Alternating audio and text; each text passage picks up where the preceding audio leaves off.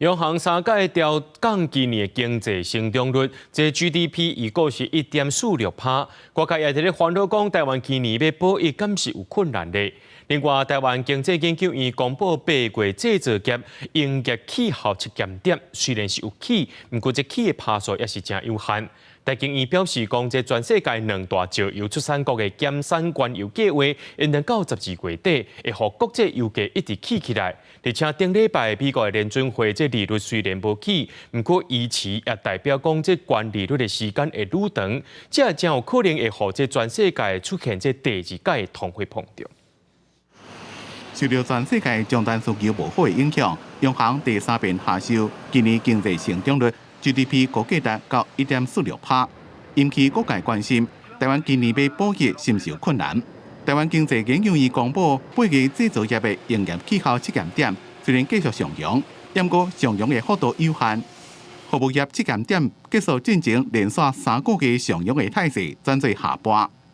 台经院表示，观察至最近国际经济情势，美国经济表现真稳定，中国制造业的活动加生产表现拢有改善。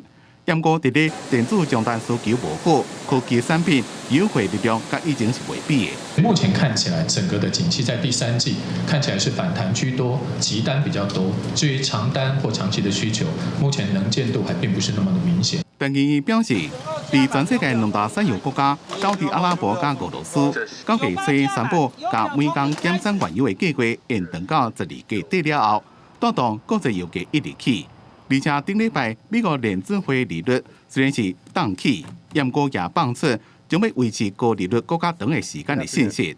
所以，经过全世界经济恐惊出现第2遍的通膨，而且伫最近大股市量价垄断，也影响金融相关产品的表现。因为你现在的通膨不是只有内需，内需才靠央行，输入型的通膨，那可能需要货物税啦、进口关税啦，或者用一些平抑的方式，把进口的物价压一下，内外兼治，才能把通膨给缓住。